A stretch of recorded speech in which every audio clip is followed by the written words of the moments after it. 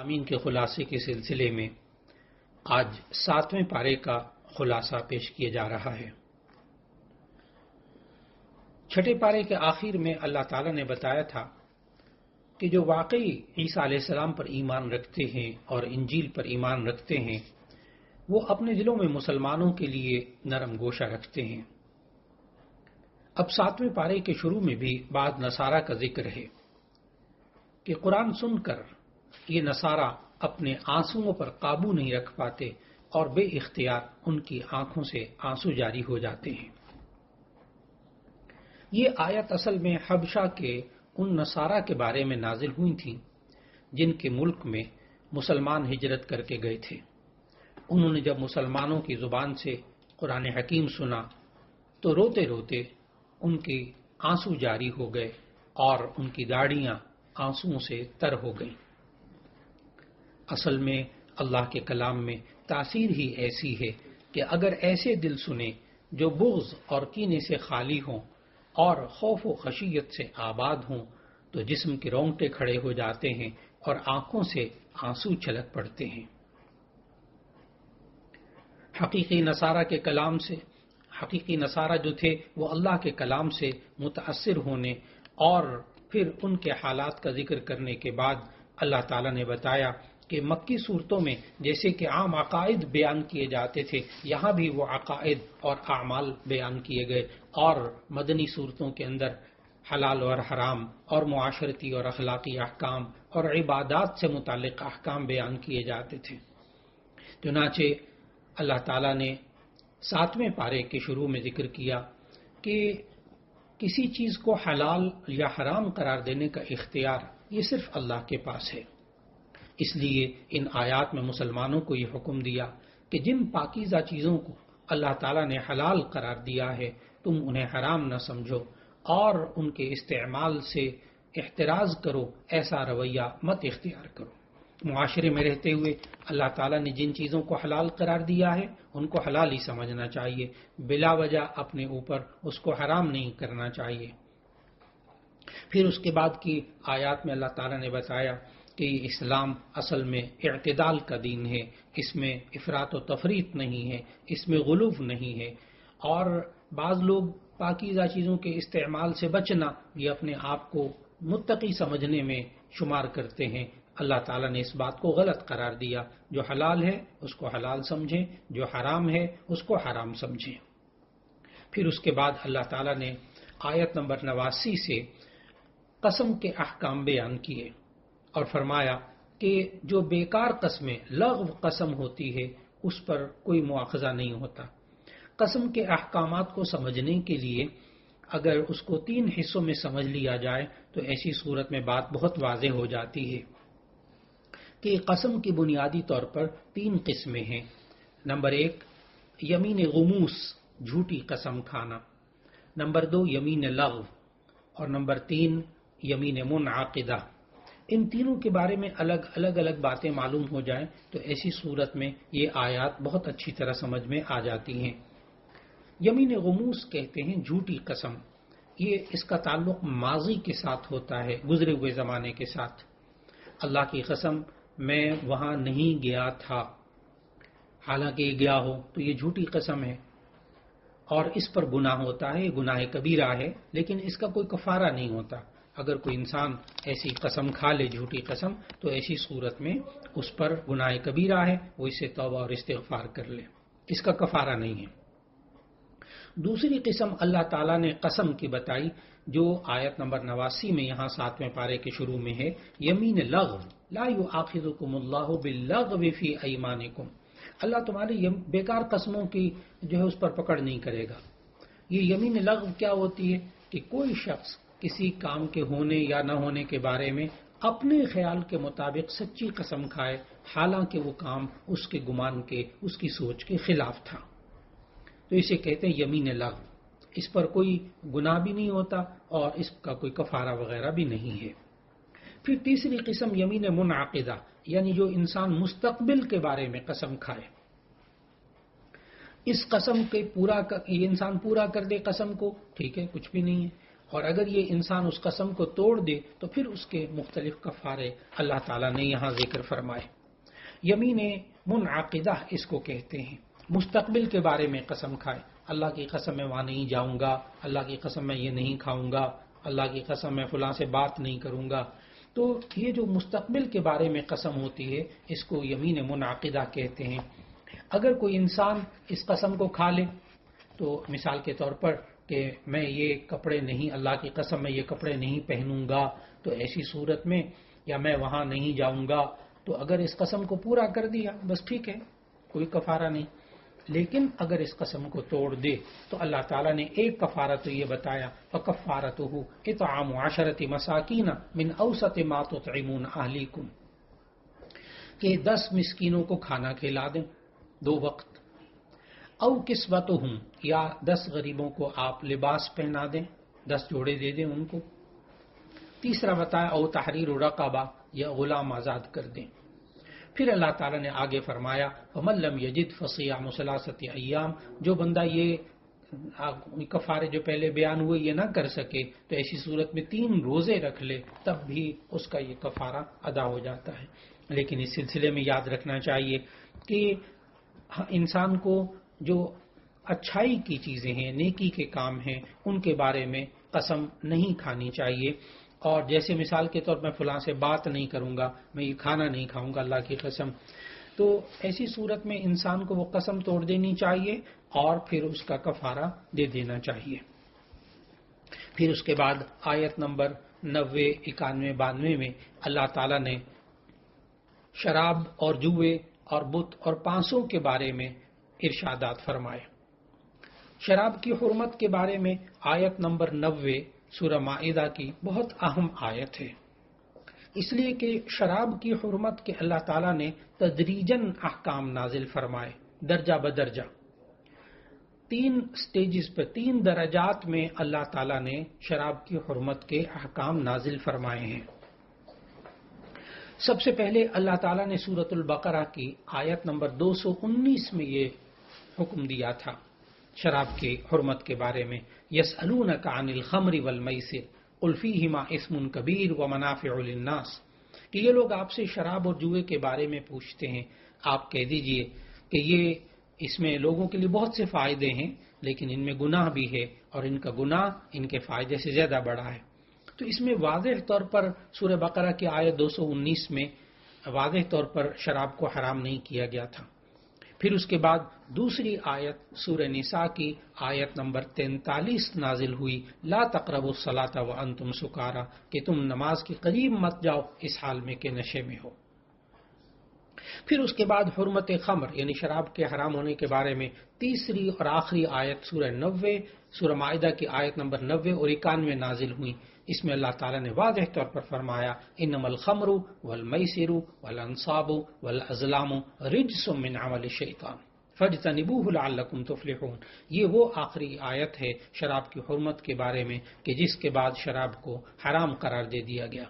اور اس میں اللہ تعالیٰ نے آیت نمبر 91 میں سمجھایا کہ شراب کے اور جوئے کے اثرات کیا ہوتے ہیں ان حرام کاموں کے، کہ یہ انسان اللہ کے ذکر سے دور ہو جاتا ہے، نماز سے دور ہو جاتا ہے، آپس میں بغض اور عداوت پیدا ہو جاتی ہے۔ پھر اس 7ویں پارے کے اندر اللہ تعالیٰ نے احرام کی حالت یعنی جب انسان حج یا عمرے کا احرام باندھ لیتا ہے تو اس کے احکامات بتائے کہ احرام کی حالت میں خشکی کا شکار کرنا احرام باندھنے والے کے لیے جائز نہیں، البتہ سمندر اور دریا میں رہنے والے جانوروں کا شکار کرنا حالت احرام میں بھی جائز ہے۔ پھر احرام کی مناسبت سے اللہ تعالیٰ نے بیت الحرام یعنی خانہ کعبہ کا ذکر کیا اور شہر حرام یعنی مکہ کا بھی ذکر کیا، اور اللہ تعالیٰ نے یہ حرم جو قرار دے دیا خانہ کعبہ اور اس کے ارد گرد کے علاقے کو، یہ اس کی عزت کے پیش نظر ہے۔ پھر اس کے بعد اللہ تعالیٰ نے مشرکین کے ان اعمال کا ذکر کیا کہ جو اللہ تعالیٰ کو پسند نہیں تھے۔ ان میں سے ایک مشرکین کا عمل یہ بھی تھا کہ وہ زمانہ جاہلیت میں اپنے گمان کے مطابق جو ہے وہ کچھ جانوروں کو بتوں کے نام پر چھوڑ دیتے تھے اور ان کو اپنے اوپر حرام قرار دے دیتے تھے۔ اللہ تعالیٰ نے یہاں 7ویں پارے کی ان آیات میں آیت نمبر 103 میں وہ 4 جانوروں کا نام بتایا، ایک صائبہ، ایک بحیرہ، ایک وصیلہ اور ایک حام، کہ یہ مشرکین جو ہیں بتوں کے نام پر چھوڑ دیتے تھے یہ جانور، ان کا دودھ نہیں دوتے تھے، ان کے اوپر سواری نہیں کرتے تھے، اور بتوں کے نام پر ان چھوڑے والے جانوروں کو اللہ تعالیٰ نے گناہ کا عمل قرار دے دیا۔ اور پھر اس کے بعد اللہ تعالیٰ نے آیت نمبر 106 اور 108 میں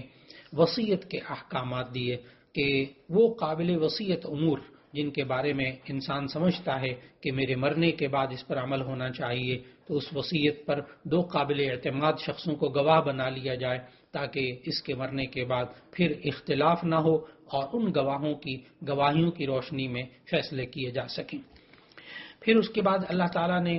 سورہ مائدہ کا اختتام ہو رہا ہے، اور 7ویں پارے کے پہلے پاؤں میں تو اللہ تعالیٰ نے وہاں حلال و حرام کے مسائل بیان کرنے کے بعد قیامت کا ذکر کیا،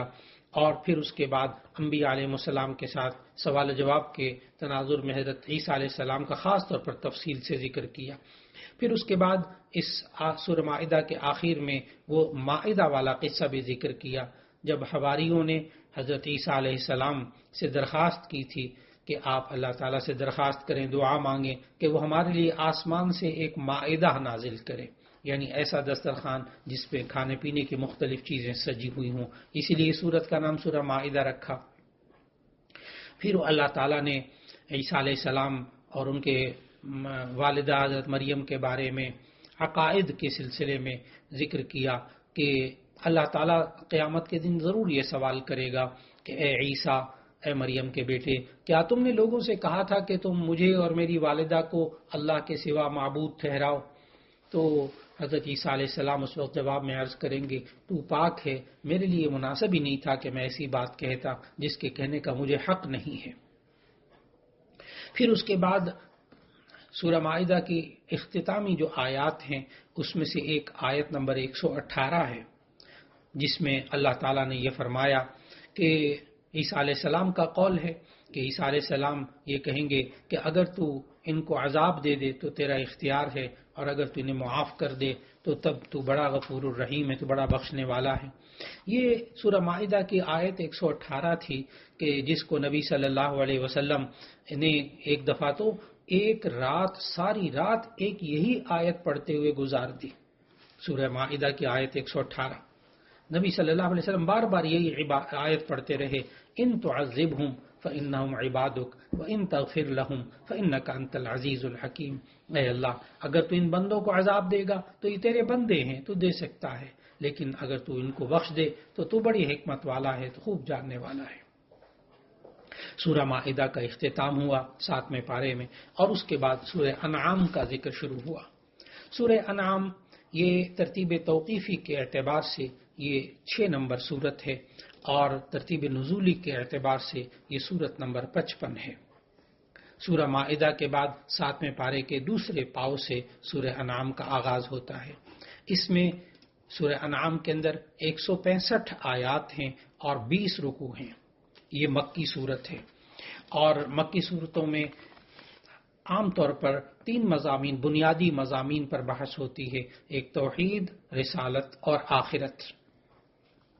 اس صورت کا نام سورہ انعام ہے۔ انعام کا معنی ہوتا ہے چوپائے،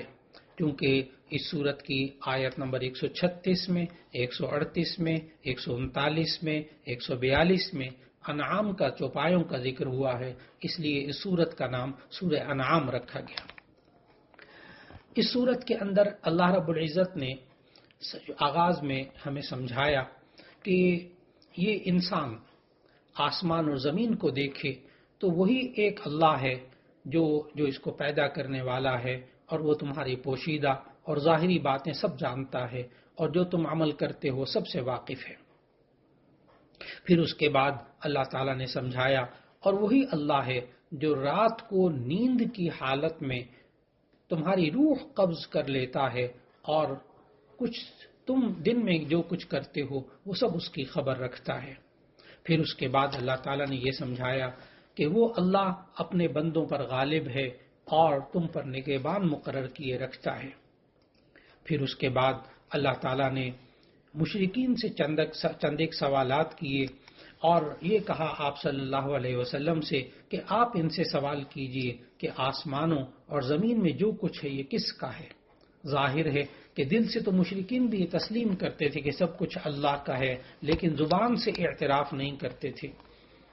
پھر جواب میں یہی کہا کہ آپ کہہ دیجئے کہ سب کچھ اللہ کا ہے۔ اور پھر اس کے درمیان اللہ تعالیٰ نے سورت کی ابتدا میں اللہ تعالیٰ کی حمد و ثنا اور اس کی عظمت جہاں بیان کی، تو ساتھ ساتھ طور پر جو منکرین اسلام کی، منکرین دین کی عادت تھی کہ رسول اللہ صلی اللہ علیہ وسلم جو بھی دلیل دیتے تھے وہ اس سے منہ پھیرتے تھے، اس میں باتیں بناتے تھے۔ چنانچہ وہ یہ کہتے تھے کہ اس نبی پر کوئی فرشتہ کیوں نہیں اتارا گیا اور ہمیں نظر کیوں نہیں آتا، اور پھر اس کے بعد مرنے کے بعد دوبارہ جی اٹھنے کے بارے میں بھی یہ لوگ شک ظاہر کرتے تھے۔ اللہ تعالیٰ نے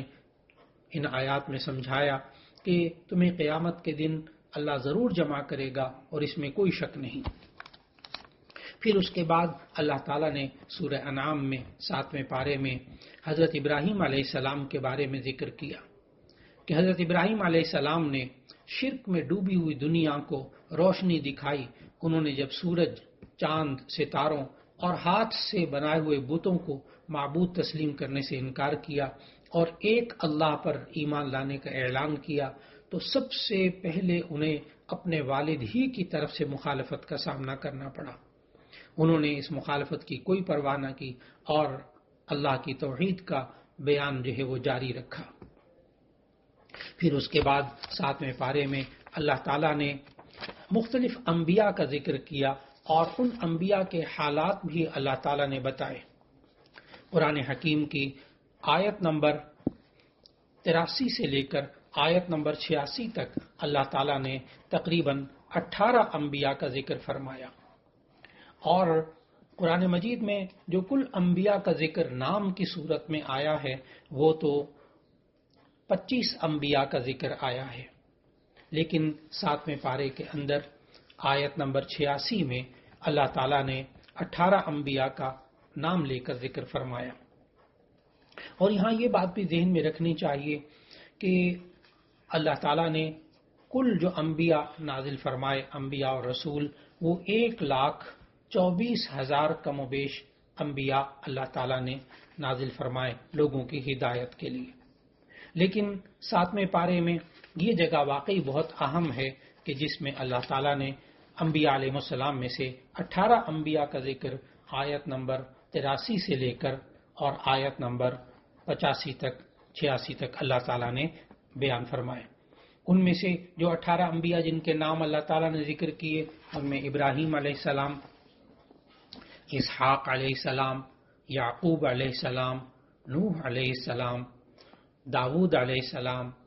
سلیمان علیہ السلام، ایوب علیہ السلام، یوسف علیہ السلام، موسیٰ علیہ السلام، ہارون علیہ السلام، زکریا، یحییٰ، عیسیٰ اور الیاس علیہ السلام، اسماعیل اور الیسع اور یونس اور لوط علیہ السلام کا ذکر فرمایا۔ یہ 18 انبیاء کا ذکر کرنے کے بعد اللہ تعالیٰ نے بتایا کہ ان سب کی تعلیمات یہ مشترک ہوتی تھیں۔ توحید، رسالت، آخرت، ان تمام انبیاء کی ذمہ داریاں تھیں اور وہ یہی ساری زندگی بیان فرماتے رہے۔ پھر اس کے بعد اللہ تعالیٰ نے ان آیات میں وحی اور نبوت کے بعد دوبارہ ایسے دلائل ذکر کیے جو خالق کے وجود، اس کے علم، قدرت اور اللہ کی حکمت کے کمال پر دلالت کرتے ہیں۔ اور مکہ کے کفار چونکہ ان دلائل میں غور نہیں کرتے تھے، مختلف قسم کے معجزات کا مطالبہ کرتے رہتے تھے کہ اگر یہ معجزہ دکھائیں گے تو تب ہم ایمان لائیں گے، تو اللہ تعالیٰ نے کافر اور مؤمن کے نظریے میں فرق بیان کیا کہ جو کافر ہوتا ہے وہ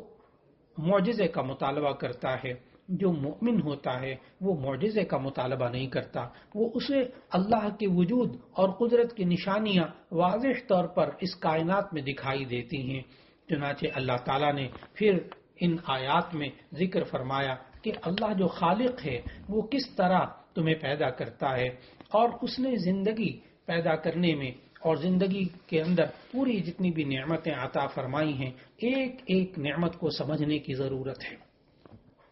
اللہ تعالیٰ نے سورہ انعام کی آیت نمبر 95 میں فرمایا،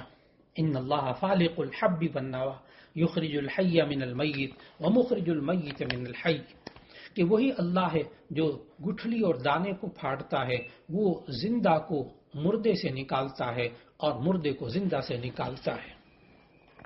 ہم اگر غور کریں تو آج سائنس جو ہے وہ دو چیزوں کے اندر الجھی ہوئی ہے کہ زندگی سے پیدا ہوئی ہے یا زندگی بے جان سے پیدا ہوئی ہے،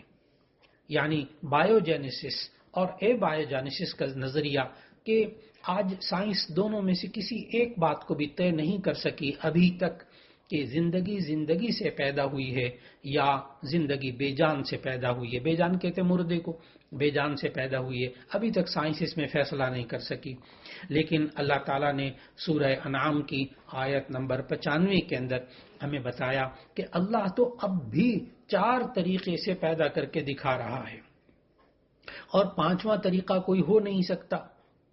4 طریقے کون سے ہمیں اس آیت سے معلوم ہوتے ہیں کہ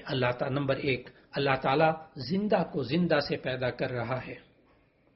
نمبر 2، اللہ تعالیٰ مردے کو مردہ سے پیدا کر رہا ہے۔ نمبر 3، اللہ تعالیٰ زندہ سے مردے کو پیدا کر کے دکھا رہا ہے۔ نمبر 4، اللہ تعالیٰ مردے سے زندہ کو پیدا کر کے دکھا رہا ہے۔ اور یہ آج بھی اللہ نے جاری رکھا ہوا ہے۔ زندے کو زندہ سے پیدا کرنا، جیسے انسان زندہ، اس سے پیدا ہونے والا بچہ زندہ،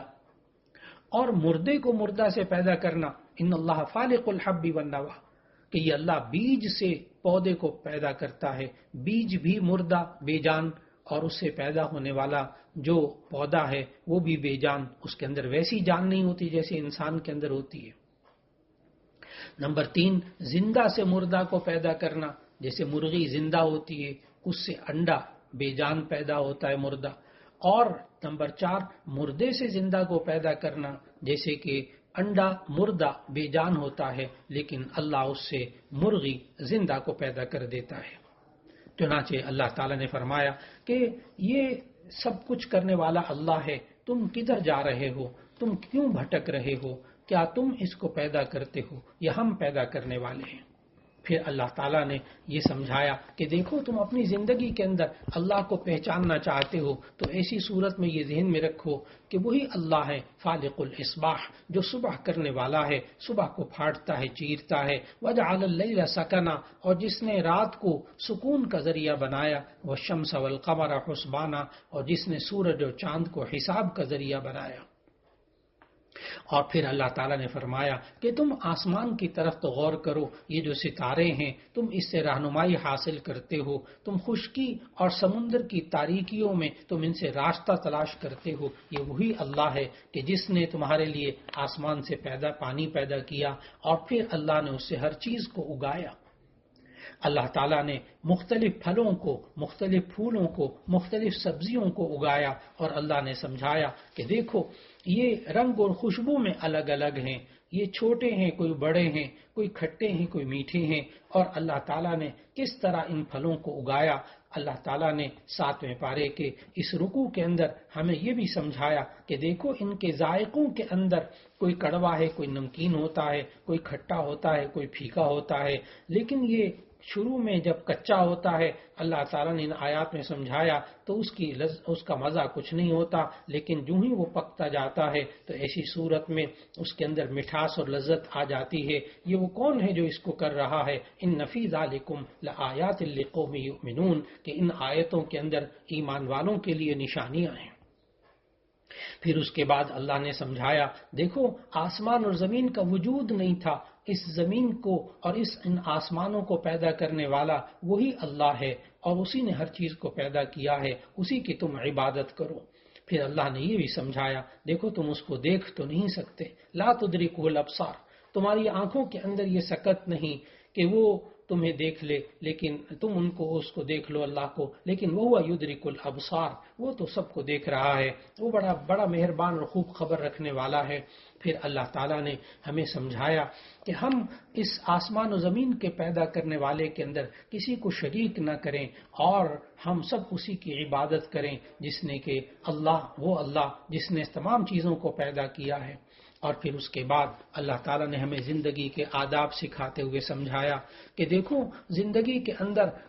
جب تم وقت گزارو گے تو دیکھو گے کچھ باطل چیزیں بھی ہوں گی، کچھ لوگ باطل عقیدے رکھتے ہوں گے، کچھ لوگ بتوں کی پوجا کرتے ہوں گے، لیکن دیکھنا لا تسبوا الذین یدعون من دون اللہ فیسبوا اللہ عدوا بغیر علم۔